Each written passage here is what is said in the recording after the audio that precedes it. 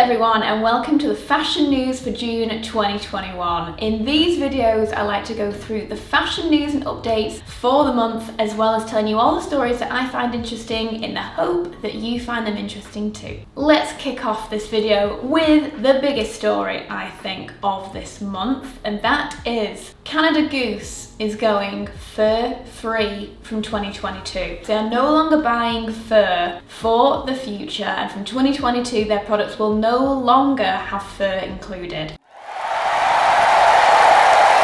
I genuinely can't tell you how happy this makes me feel. I feel like it was only was it Canada Goose I was speaking about? I think it was. And I said in that video, I really hope it gets to a point where they cut out their fur, and I'm so thrilled that this day has finally come. I think that everyone around the globe who is against the usage of fur is probably extremely elated right now. This is such a huge step forward for the fashion industry. The fact that one of the biggest users of fur has finally decided it is not okay and we have to move forward. There are a number of brands that still do use fur in abundance, and I'm hoping that this will really show them that it's no longer really okay, that the consumer is not buying it in the abundance they used to. When I heard about this yesterday, I literally jumped for joy. I thought this was an amazing step forward for the entire fashion industry. So good on you, Canada Goose, for making this step, finally. Next up on my list of things that really quite inspired me this month is the new Bulgari Magnifica collection. This is a new, very exciting high jewellery collection that just launched, and the videos and the still imagery for it were just out of this world. For anyone who doesn't know, I am a Bulgari ambassador. I am an accessories ambassador, but yet that doesn't mean I have to talk about Bulgari in these videos. I just think that Bulgari recently have really hugely upped their game when it comes to promo and their imagery and their marketing ideas, as well as their products. So this new Magnifica collection has been designed by the jewellery designer at Bulgari, Lucia Silvestri, with the most opulent, enormous gemstones and gorgeous, colourful, beautiful stones. It is really inspiring. If you haven't seen yet, go and have a little peek at Bulgari's Instagram. If any of you are a collector of luxury, fine, high jewellery, you will most likely adore this collection. But for any of you who do love bags too, Bulgari's new tote bags are unbelievable. Just putting that out there, they are just absolutely amazing. So go have a peek at those too if you're after a new tote bag. But anyway, I could talk about Bulgari for days, so let me move on. On the topic of bags though, have you seen, in fact, I'm not even going to ask you have you seen them, because you most likely have if you're on social media. Dior have just launched their micro bags. They have launched a range of tiny miniatures of their most iconic bags. So you've got the Lady Dior saddlebag, there is a Dior Caro. I don't know if they've done the book toe. Oh, there is already a smaller book toe already, isn't there? So the micro bags have been a bit of a thing for a while. I know in my last few videos where I've talked about styling and trend ideas, the micro bag has kind of been top of the trend list.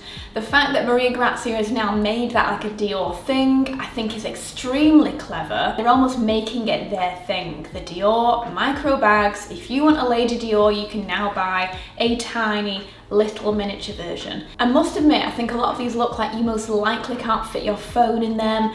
They are definitely a keys, lipstick, cards kind of bag. Very much more evening appropriate, or much more of a tiny little accessory that isn't all that useful. It might seem crazy to some of you who love your big bag that you throw everything into. To me too, I don't know how much I would use a teeny weeny bag, although saying that, I do have another one of the beautiful little Dior bags, which is actually really miniature. And in honesty, as much as I can't fit my phone in it, I have taken it out a number of times filled with lots of other things and had my phone in my back pocket if I've obviously been in a safe space. So actually, maybe I need to eat my words here. I have been using my other micro bag quite a lot, but that wasn't technically part of the Dior micro bags trend. But I'd love to hear your thoughts on it, guys. Like I was saying, it may seem a bit unusual to any of you who love your larger bags for carrying your entire life. This is very much an accessory that isn't overly useful, but is very much about the outfit. It's about the styling. It's about having this Dior piece on you. It's very much about fashion rather than utilitarianism. So I'd love to hear your thoughts on it. Will you be buying one? Are you interested? They are priced at around the £2,000 mark as well. How does that make you feel? Would you be more interested to get one now? Are you for it? Are you not overly sure? Would you rather spend £2,500 and get a slightly larger bag, or would you more like to buy into this new micro bag trend? I'd love to hear your thoughts on it because it is super interesting. It's a great new trend item and I'm eager to see what you think about it. Okay, a super interesting one that I was reading about recently, and a lot of you know I am an enormous Victoria Beckham fan. I have been a fan, not necessarily because I was a Spice Girls fan back in the day. Victoria Beckham has always inspired me through her fashion, mainly. She has a style that kind of really resonated with me through my teens up into my early 20s. And now this age too, I mean, she does.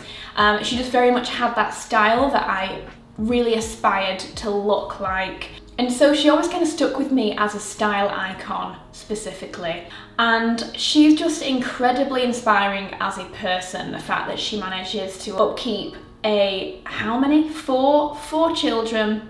Obviously I realise some of them are a little bit older now, but 4 children, a husband, an enormous career. She's now got a beauty line, she has a fashion line, as well as being obviously an enormously famous person. And yet she seemed to do so with such style and grace. And genuinely, she is such inspiration to me. I've been lucky enough to meet her a number of times. She's extremely lovely, really funny, really just a lovely lady. Anyway, the reason I'm talking about Victoria Beckham is the news that she is going to be merging her Victoria Beckham main line with her Victoria Beckham diffusion line into one solo brand, in which the prices will fall by about 40%. So the average price point now is about £900. It will bring the average price point to around £550 for an item. It's a hugely bold move. I'm just really glad that the brand didn't fall away due to COVID. I think Victoria's clothing is absolutely beautiful. I'm a huge fan of her clothing line. But I think this is a really fantastic move. There's a lot of people who would love to buy into Victoria Beckham's clothing and didn't quite manage to meet that price point. Maybe this will draw in a brand new customer to the Victoria Beckham line. In honesty, in the past, I've actually bought a lot more probably from the Victoria Beckham line, mainly because I just really like the more fun and often quite laid back, easy aesthetic of that diffusion line in comparison to the slightly more structured silhouette of the Victoria Beckham main line. So I'm looking forward actually to seeing how the two do merge together. I also think it will be really quite easy now for the customer to shop rather than being a bit confused as to what the mainline products are or what the diffusion products are. There's just one line altogether you can shop that gives you that Victoria Beckham experience. So I think it's a fantastic move. I'm looking forward to hearing what you guys think. Have you ever bought from Victoria Beckham before or from her diffusion line? What do you think now if those prices are going to fall by about like the 40% mark? Would you be more interested in actually going into the shops and having a look, or maybe looking online? I'd love to hear your thoughts on it. Let me know. So whenever I do these fashion news videos, I always like to bring attention to some different collaborations that are going on that I think are really inspiring. One collaboration that I've seen is between Christian Louboutin and Idris and Sabrina Elba. So this collaboration came about when Idris and Sabrina were on a Instagram Live with one of the founders of the Black Lives Matter movement back in May 2020. And apparently the Christian Louboutin team were watching at the time. Christian himself sent a message to the couple to say how much he adored what they were saying and everything that they stood for, and he wanted to help them too. So this collaboration was born. So together they created a range of shoes and bags where 100% of the proceeds will go towards 5 non-profit organisations of Idris and Sabrina's choosing. Humanitarian relief charity Biebers, who supports vulnerable people in need of emergency assistance. The Sierra Leonean Heritage Purposeful, it's a grassroots organisation that provides mentorship for girls. Idris's patronage of the Immediate Theatre in East London reinforces the message that access to the arts should be available to all. Sabrina's roots reflect in the Somali Hope Foundation, with continued efforts to provide access to education for underprivileged children. And Gathering for Justice, who has a mission to end child incarceration. So I think this is a really fantastic collaboration. It draws a lot of awareness for these charities, which is fantastic. And the designs of the shoes and the bags are absolutely gorgeous. There's a pair of shoes that are absolutely divine. Really chaotic floral print. They are just beautiful. A number of the pieces as well, some of the bags and the shoes have the line "Walk a mile in my shoes" on them, again as a way to drive awareness. The trio are not suggesting that anyone walk a mile in their shoes, but instead to consider the motto as a call to action, a call to support the victims of police brutality and racial injustice in the US, small farmers and their children in Somalia, disconnected, underserved youth in England, and orphan children and young girls in Sierra Leone. So yeah, this is a really thoughtful, very thought-provoking, a very inspiring collaboration, which I felt really deserved a bit of a shout out. But also the collaboration pieces are absolutely gorgeous as well, so definitely take a look. Okay, next up, this month is Pride Month, and whilst a lot of the events have been unfortunately cancelled due to COVID, it doesn't mean that everyone cannot still celebrate it. And I have seen a number of retailers creating some absolutely gorgeous collections again. I feel like there are a number of retailers that every single year really show their solidarity for Pride and bring out the most gorgeous collections. The one I want to mention this time is from Coach, because I think it's an actually really wearable and fantastically thought out collection. There are a number of things that I've seen that I think are just absolutely gorgeous. The most beautiful duffel bag with the rainbow quilting and straps on there. There's shoes, there's bags, there's accessories, there's t-shirts. There are unicorn sandals. Yeah, it's a really fantastic collection actually, and just really nice. I feel like Coach do it so well. I feel like Coach really do show their solidarity with a number of different causes or charities or in different collaborations that they do. They really stand for a lot, and I think it's really fantastic to see. So yeah, definitely check out that collection if you're looking for something to celebrate Pride Month this year. Some more like celebrity fashion news. I don't know if you've seen the drama around Hailey Bieber and Justin Bieber meeting the French president. And there's been a lot of talk online about the fact that they were dressed informally to meet them. Hailey was wearing this gorgeous like gold dress, you know, somewhat revealing, but not overly so. I mean, obviously it wasn't a suit that completely covered everywhere. And then apparently Justin was wearing a suit with like chains and Nike trainers. Almost like a smart affair rather than a formal affair. And I thought I'd ask you guys about this. Like, how do you feel about it? Do you feel in 2021 we should still uphold these very, not archaic, but long upheld kind of fashion rules when it comes to meeting people who are in charge or at the top, or, you know, presidents? Do you think there should still be that element of formality in there, or do you think it's become a time where we don't need such formalities? I mean, looking at the pictures, I mean, Justin's in a suit. He's in a shirt, a suit, but he happens to be wearing some trainers. Obviously, usually you'd be wearing some shoes, like suit shoes. How informal does that make that suit? And then Hailey in her dress, yeah, it's kind of cut, so she has this cut out section beneath her boobs. I don't know if this is just a sign of this new generation we're in, where fashion is no longer so structural and has this like real formal system. Maybe they're just kind of going against the status quo and what is archaically expected. In a way, I kind of like it. I kind of like that it reduces the formality of it and brings a freshness to this sort of situation where people don't have to be held at such high esteem. I mean, I realise as a president, I'm kind of on both sides of the fence here. I'm sort of talking my way through it. I realise that he is the president of France. Oh, I don't know. I'm really interested to hear what you guys think. Do you think they were dressed informally? Do you think that maybe Hailey should have had a jacket on, or maybe a more covering dress perhaps? Anyway, there's been a lot of backlash online, a lot of people saying that it was inappropriate, and so I'd like to just kind of ask what you guys think on this. I'm kind of on both sides of the fence. There's something about it that makes me feel like they looked professional enough, like they looked great in what they were wearing. Yes, it was a president, and therefore should they have been more formal, but maybe we're at a point where we don't need such formalities.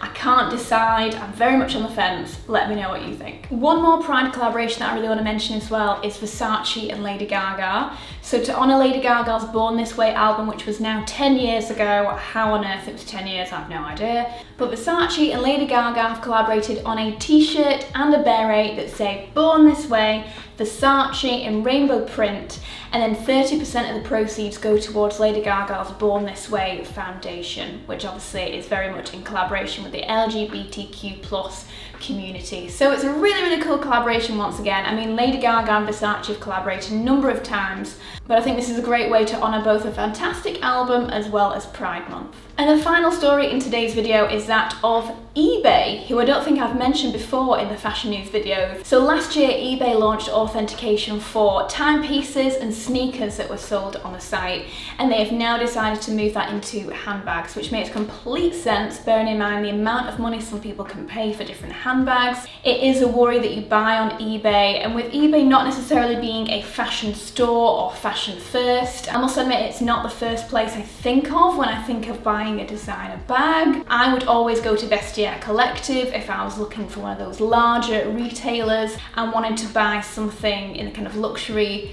categories, and obviously Vestiaire Collective already have an authentication process whereby if you sell a bag on Vestiaire, it gets sent over to Paris. The Paris team check for the authenticity of that product, and then they send it to the customer. So the customer knows they have a legitimate and authentic product. I cannot get my words out right now. And so this is a great move actually for eBay. I'd love to ask you, would this maybe encourage you to look at eBay for buying a luxury bag in the future? Is that kind of where you'd want to look? I must admit, I think if I was going to buy a second-hand bag, bearing in mind that the whole upcycling and recycling and buying of vintage pieces right now is enormous, and it is only growing. The trend for upcycling your items and buying second-hand is only going to grow enormously. I think the movement for that is really building steam, and I'm quite excited to see that actually. And so it's a really great move for eBay to get on that. But I must admit that if I was going to buy a luxury bag, I don't think I would think of eBay first, and I think I would rather go to somewhere like a Vestiaire Collective, as I feel like the market is there. I mean, I might be wrong, maybe a few years down the line, if eBay kind of cements himself as somewhere for you to buy your luxury handbags, maybe people will start selling their bags on there more prominently. But until then, I think it will take a lot for eBay to become such a fashionable luxury giant as a Vestiaire Collective. I don't know, I think personally I just have a bigger trust in someone like a Vestiaire because it is an app built for luxury fashion lovers, whereas eBay is just about C2C selling. So I'd love to know your opinions on it. On that note actually, is anyone else absolutely fed up with adverts for Vinted? Good on Vinted, I realise that they are an absolutely enormous company. I did not realise until I was speaking with someone about this fact, the fact that on my YouTube I only get served Vinted ads, and it drives me mad at this point. It's been a whole month. Every time an advert comes onto YouTube, it's for Vinted. I didn't realise just how enormous Vinted was as a reselling platform. I don't think it's luxury based like Vestiaire is, but they're obviously trying to do all these adverts to put themselves as that place to go to sell your items, alongside like the Depop. But I just have to be honest with you, at this point, I'm actually considering buying YouTube subscription where you pay for YouTube so you don't have to have the ads, because it's got so much and so annoying at this point that every single advert is, why not sell on Vinted? I don't know if you guys are getting served those ads as well, but it's a lot when it's all the time. And if anything, it actually puts me off because it's such an aggressive marketing technique. Don't know if that's just me or not, but that's how I feel. But anyway, I thought this was an interesting one with eBay. They're obviously going for that resale luxury market again. Yeah, I'd love to hear your thoughts. Would you now go and look at eBay for a luxury handbag? Would you want to sell any luxury pieces on eBay for that reason? I'd love to hear your thoughts on it. But that is where I'm going to end today's video. I hope you've enjoyed it. Please do discuss down below in the comments. I always love checking the comments on these videos because you always have really great opinions.